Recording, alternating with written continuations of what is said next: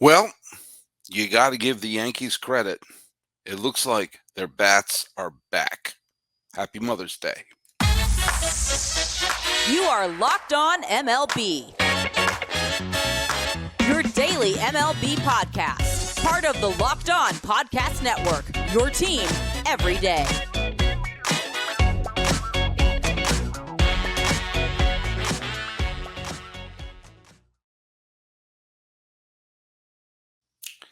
Hello, baseball fans, and welcome to Locked On MLB, part of the Locked On Podcast Network, where it's your team every day. This is the daily podcast. We talk about all of Major League Baseball. I am your host, the birthday boy, Paul Francis Sullivan. You can call me Sully. This episode is being released on Mother's Day, May 14th, 2023, which is also my 51st birthday. That's right. I've hit the Randy Johnson. I've hit the Ichiro. I've hit the Bernie Williams. What other great 51s are there other than me at this point? We're going to be talking a little bit about the rejuvenated Yankees. Look at it takes a lot for me to say this, but you got to give them credit for holding their own in this series against the Rays, which could very easily have been a 3-0 hold for them right now. Plus, I warned you about Kenley Jansen. In fact, I've been warning about for a little bit now. The Milwaukee Brewers have decided to leapfrog the Pittsburgh Pirates, who continue their spiral. And now the Brewers are in first place. And two blown calls in Kansas City in big moments illustrate why changes in baseball have made the game better now. You can follow our podcast at Locked On MLB Pods on Twitter and Instagram. I am your pal Sully. I'm at Sully Baseball on Twitter, Sully Baseball Podcast on Instagram. Look at, I can't pretend to be a impartial observer when it comes to matters of the Red Sox and the Yankees. I don't pretend to be, but as is my job on this particular show, it is to talk about baseball as a whole. And I'm not going to be impartial, but I am going to be objective. I'm going to praise the Yankees when they do good things, and I'm criticize the Red Sox when they do bad things. Hey, how about doing both of those in this segment? You have to give the Yankees so much credit because they lost game one of that series to Tampa in Thursday. They let up the big home run too. Was it Lau or Low? We need a consensus. And they fell behind the eighth inning, and they would have been down 2-0 in the series. That would have basically have put them in a hole where the best case scenario would have been a split. But then Mr. Bobblehead Rizzo, he had a pair of home runs. The Yankees offense woke up. That's been the biggest bugaboo and the bugaloos going on with the Yankees has been their offense has been dead. And the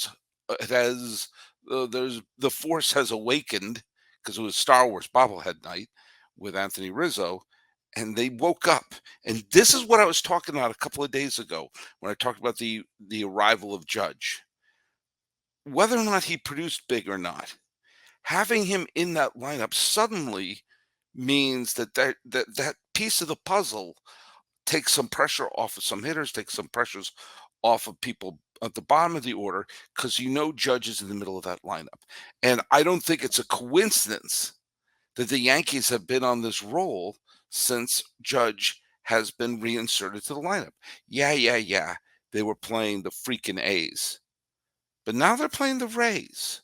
The Rays won that first game, took that lead late in game two, but the Yankees came storming back. And then what happened on Saturday? The Yankees fell behind early. Nestor Cortes, who was flying, fell apart. Let up the grand slam to Yandy Diaz. The Yankees were down 6-0. 6-bagel with the Rays pitching staff. That's all but dead. You're thinking, okay, now the Yankees' best case scenario for them is a split, breaking even against the Rays. But Higasioka hits the home run, and then Judge shows up. Boom, home run. Boom, another home run. The Rays played it tough, and they went down to the final at bat. But 9-8. 9-8. This is the second time in 2 or 3 weeks that they've had a massive collapse. They had the big collapse against the Chicago White Sox, the big collapse against the Yankees today. Final score 9-8. Now, look at every team's going to lose a game or two like that. And and I think the Rays have been building up a big enough lead at this point that they can, they're going to have moments. This is only their 11th loss of the season. They're 30-11. Their winning percentage is 732, which is they're the only team playing above 700 ball right now. So they're doing okay. And of course, if they win today, they can walk out and say, okay, we went to Yankee Stadium and split. But for the Yankees, this is no small matter. This is a chance to dust themselves off and say, okay, despite everything that's gone wrong with the Yankees this year, in terms of injuries, in terms of Stanton being hurt, in terms of not having anything from Rodon, in terms of some of the bonehead moves that Boone has made, they are 23-18 and looking like they're beginning to right the ship. Meanwhile, Chris Sale was fantastic for the Red Sox today. It's like they made a trade. They trade crappy Chris Sale for great Chris Sale. This last few starts have come out of nowhere for me. And today he pitched 8 innings, 9 strikeouts, and maybe they should have had him pitch the 9th because Jansen wet the bed on Friday night against St. Louis. And I get the mindset of Cora. I get it. Hey, look it. You had a garbage night against the St. Louis on Friday. Get right back in there. Dust yourself and get right back in there. But that didn't happen. And next thing you know, he's had his second straight collapse. Look it. Every pitcher who pitches in the major leagues is obviously an astonishing talent. Okay, so I'm not going to say he's bad. All right, and the other thing is obviously Kenley Jansen has had a very long career. I mean, he has been. This is how many. I mean, I'm going to BaseballReference.com, the single greatest website in the history of the planet Earth. This is 14th season in the major leagues. 14 seasons in the bigs. He's led the league in saves a couple of times, but I don't really look at saves that much, not because I'm the biggest in advanced statistics, but I don't think saves tell you much of anything. The biggest moment for a reliever could be in the 7th or 8th innings. If you come in and the score is, let's say the score is 5-2, and you let up back-to-back home runs and the final score is 5-4, you still get a save, even though you had a demonstrably bad inning. Kenley Jansen, I live in Los Angeles County. In fact, I'm going to a Dodger game today. Okay, I've seen a lot of Dodger games since moving down to Southern California. I've seen over the years a lot of blown saves by Kenley Jansen, a lot, and my criticism of Kenley Jansen has not been a new thing. I was digging up old tweets, including one I sent on September 20th of 2022 when Jansen was with the Braves. I tweeted out, no matter what happens in this game, the Braves cannot put Kenley Jansen in close games during the postseason. On April 16th, 2021, I wrote, I have been told that Kenley Jansen has converted a save before.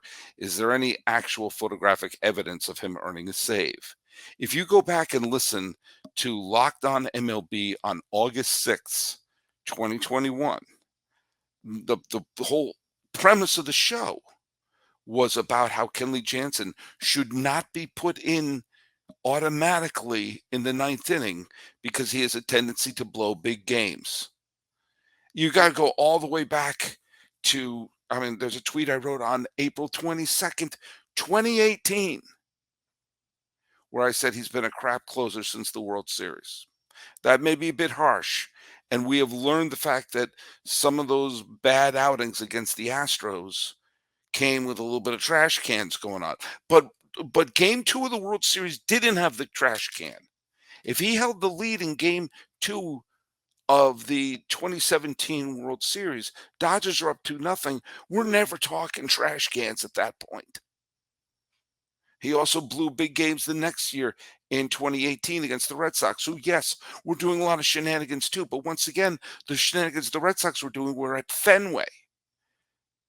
This was a game where Steve Pearce got all those big hits and blah, blah, blah, and Jansen blew that game. There's a couple of times where they've had to turn to Clayton Kershaw out of the bullpen in critical moments instead of Jansen. And his last World Series game in for the Dodgers was 2020, where he let up in that wild, weird hit to into right field, the walk-off hit, and where Rosarena was stumbling and bumbling and rumbling, dumbling, but he came in to score as the Rays won that walk-off game, tied the series up. Jansen lost that game, and guess what Dave Roberts did?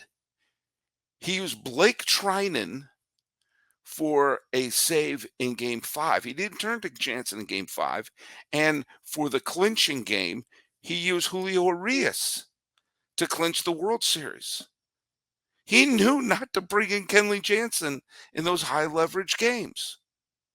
It was Urias who also in the 1-run game to clinch the pennant didn't turn to Jansen.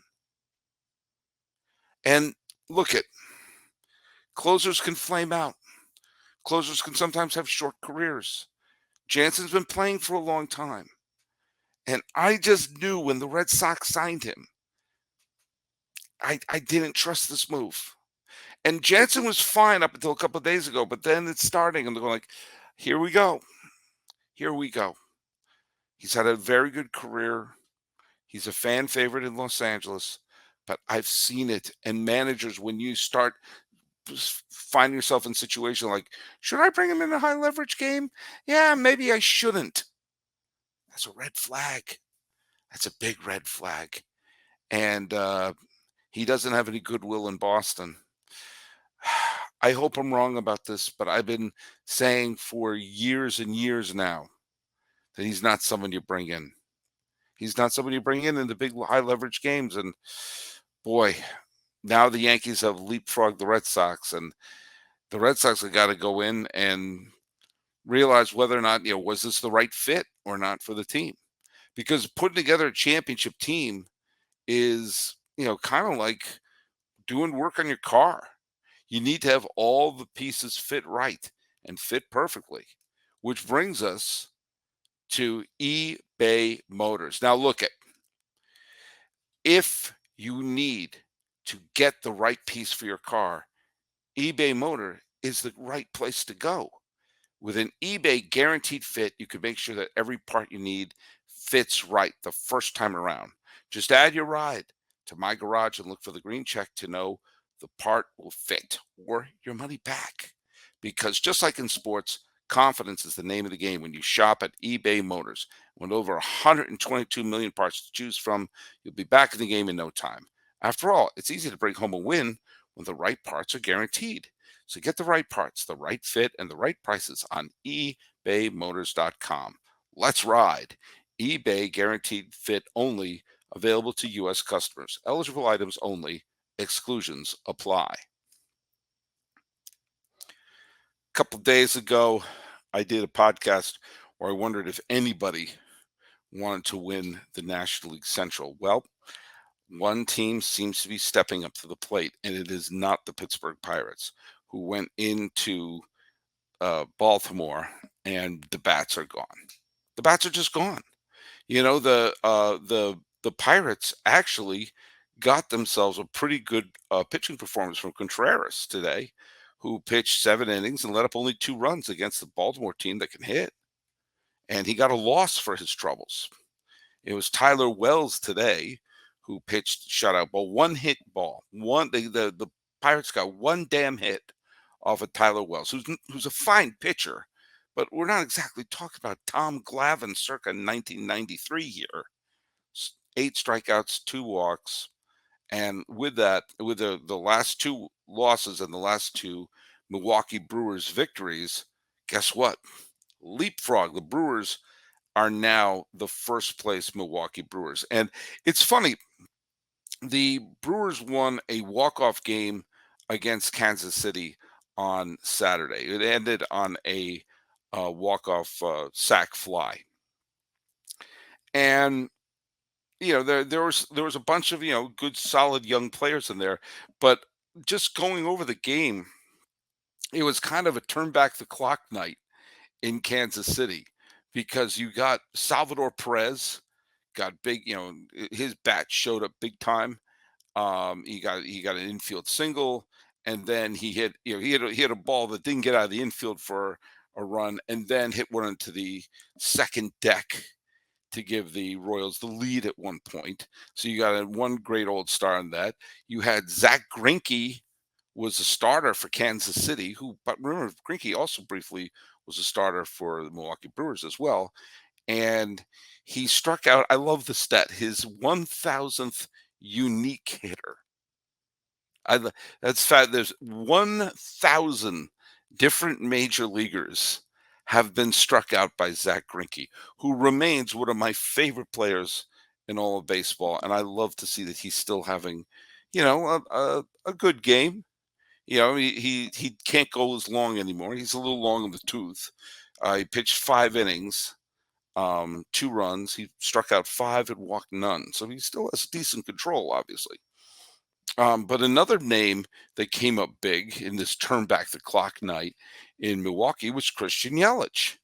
Got a big 2-run home run that tied the game. And you know what? You know how I brought up that Chris Sale is pitching like the Chris Sale that he was supposed to be? Well, if Christian Yelich starts to hit close to the way he was hitting when he signed a big, huge honking contract with the Milwaukee Brewers, that's like making a trade too. Trading bad Yelich for good Yelich. Hello. But look at the Pirates overachieved in the first month of the season. Got into first place into mid-May. Are they going to fall off a cliff? I hope not. I find this Pirates team to be insanely likable, and I'd like them to do something right now to kickstart the offense. But this is a big thing for Milwaukee because they do have the pitching to do this, and they might have the bats, especially if Yelich starts to play well.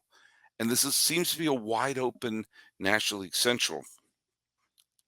Coming in and leapfrogging, as I said, the first real checkpoint of the season is going to be in a couple of weeks. If the Brewers are looking pretty good there, they might look up and say, maybe we won't trade Corbin Burns. Maybe we won't start dumping players over the side as if the boat is sinking. Right now, I mean, obviously it's not a massive lead that they have. It's only a game and a half, and it will take a mild losing streak and a mild Pittsburgh winning streak to take them back out again. But hey, Roddy Tellez has hit his share of home runs. Their offense hasn't been great, but if Yelich starts to dust himself off, and if they can never get anything out of Adames and Anderson, the one thing they can do is we know they could pitch. We know Burns is a good pitcher. We know Peralta is a good pitcher. We know Wade Miley's a good pitcher. If they can continue to, none of them are off to a Cy Young caliber start, but there's, 3 decent pitchers right there. If they get Lauer pitching well too, and seeing who else they can get. Ray right now is out of the 5th spot, but they have Devin Williams, who's a good reliever. They have Wilson, who's pitching well. They have Peguero, who's pitching wonderfully. The first few games that Varland has thrown they've been pretty good. What the Brewers need right now is love, sweet love, but what they also need is they need a big thumper. They need to see if someone is going to trade away a bat. And I don't know if the White Sox fall out of contention or if they want to kick the tires at a couple of players that the A's have, who, the A's have been able to get a big home run here or there. I think the Brewers should do that sooner rather than later. I think the Brewers should seriously consider, it doesn't have to be the big blockbuster move, a move for a hitter. Because first of all, you don't know. Maybe a hitter who's on a team that's spiraling or stumbled out of the gate would be rejuvenated, saying, "Oh my God, I'm in a pennant race now," and start to play well under those circumstances. But it also sends a message to the team. There was a scenario, a very easy scenario to imagine, that the Brewers, if they stumbled out of the gate, that they would be starting to trade players and dumping players over the side. If they make a move, again, even if it's a small move, not talking about a massive blockbuster Shohei Ohtani trade, just for a major league bat, you know, someone with some ability that they're sticking into them. Let's look at do the Nationals have someone? I'm opening up the Nationals page right now. Who's their big one that they could potentially trade? Um, God, they don't have much of anybody right now. I was going to say Dominic Smith, or Joey Menzies. All right, let's just take Joey Menzies right now. I mean, is he a great player? No. Um, is he a capable hitter? Yeah, he can hit. He's he could be an addition to the team. He had a little bit of pop last year. He's last year was his rookie year, but he's in his 30s. He's not part of a long-term plan. Is he a game changer? Is he like acquiring Robin Yount in his prime? No. But again, if you see there's a need on the team and they do need offense on that club, if you can at least say, hey, here's another bat. Let's see what happens. At least you're showing the team, yeah, we're on your side. We're going to make a run at this.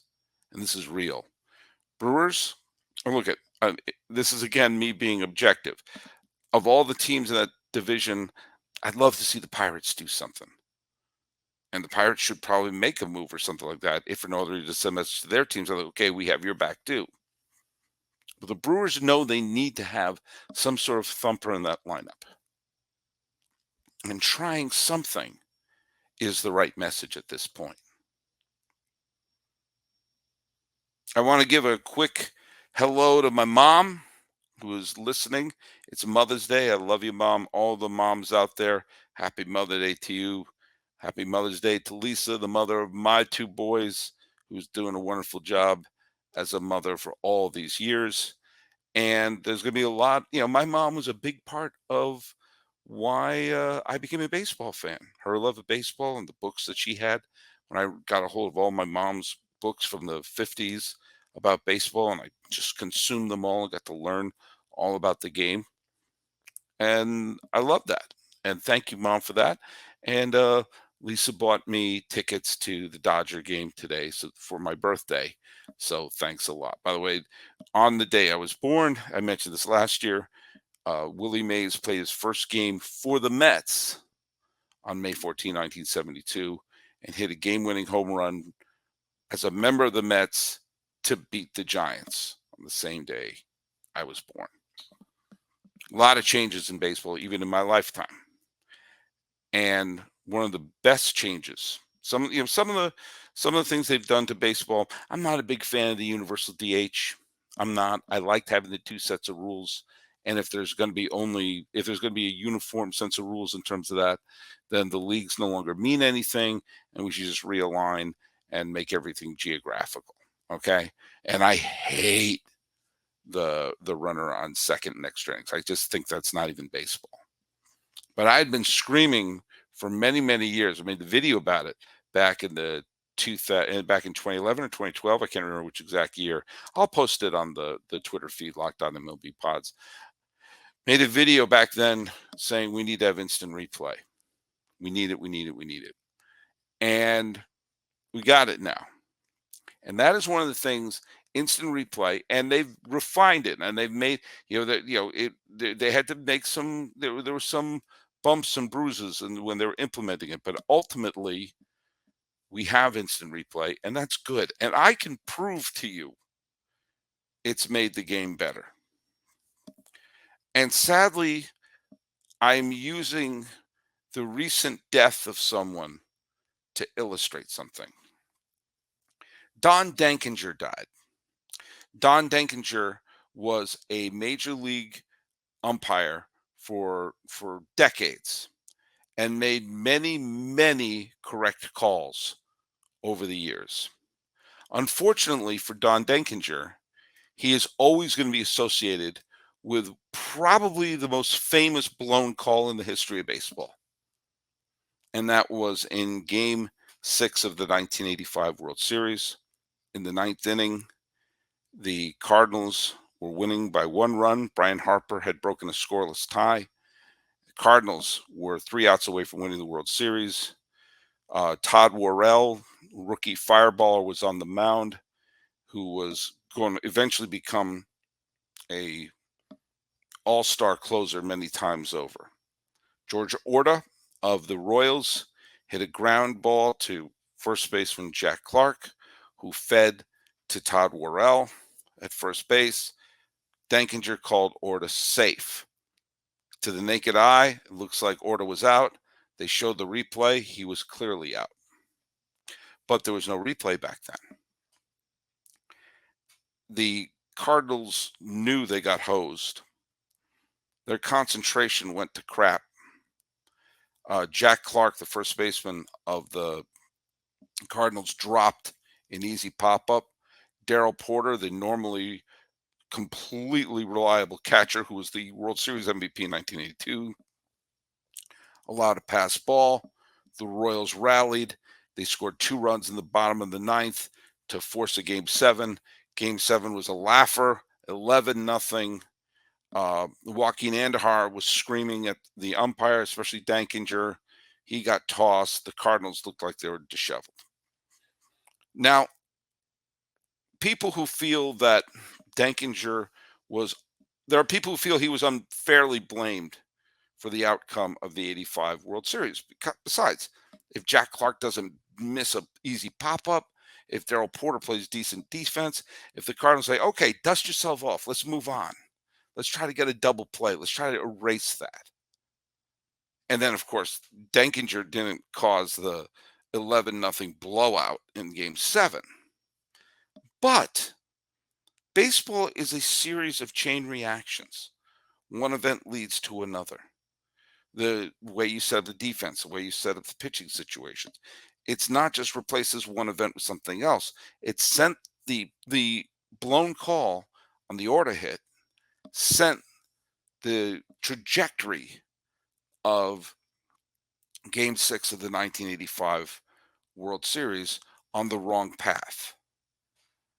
If there was instant replay, the Orta call would have been reversed. Denkinger getting it wrong live would have been a footnote that everybody would have forgotten. It would have been an obscure event. Orta grounded out. He was originally called safe, but the replay showed he was out, and you move on.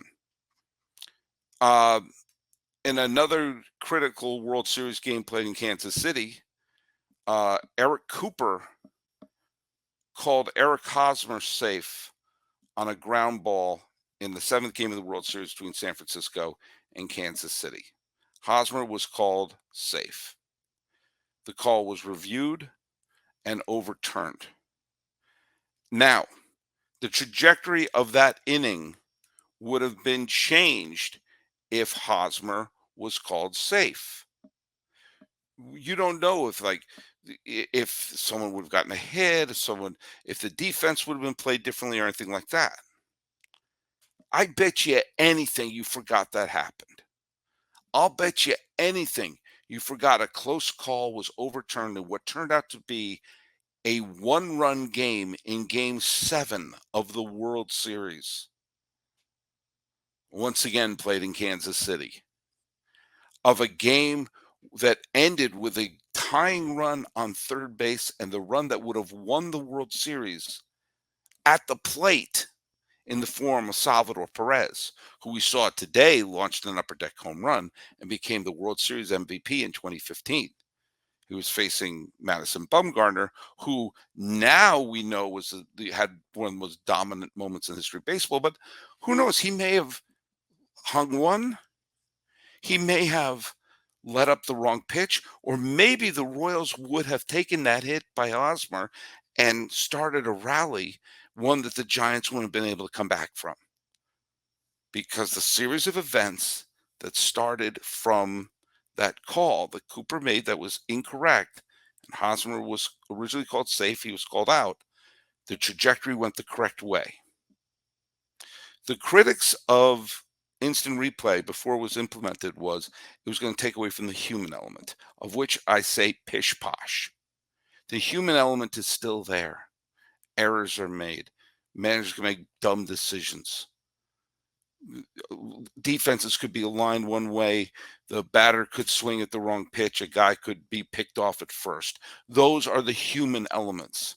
But if someone does something on the field, if they make a catch, if they get an out, that should be recorded for what that player did.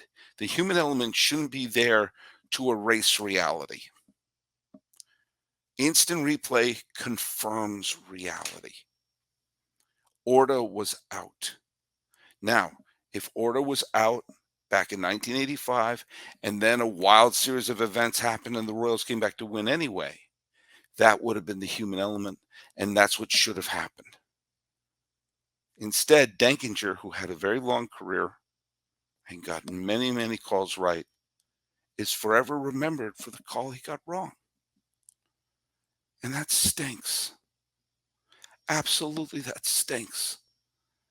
Because he should be remembered for a long career, correct calls, and probably handling most games really well. Instant replay not only would have confirmed reality like it did on the Eric Cooper, Eric Hosmer move, but also would have cleaned up Denkinger's legacy and memory. When Eric Cooper retired, no one mentioned what happened in that World Series. Do you know why? Reality was confirmed. And I'm confirming that I'm going to be doing these shows, and I may even do one from Dodger Stadium. We got a bunch of stuff happening this week, and I'm looking forward to it. So go to Locked On MLB Pods on Twitter and Instagram. I am your pal Sully. I'm on Sully Baseball on Twitter, Sully Baseball Podcast on Instagram. About to celebrate my birthday, wishing you all a happy Mother's Day, wishing the Red Sox would stop using Kenley Jansen as a closer, realizing the Yankees very well might be back, saluting your first-place Brewers, and saying, Don Denkinger, reality wasn't your friend. This is Locked On MLB for the 14th day of May, 2023. I'm your host, Paul Francis Sullivan. Please call me Sully.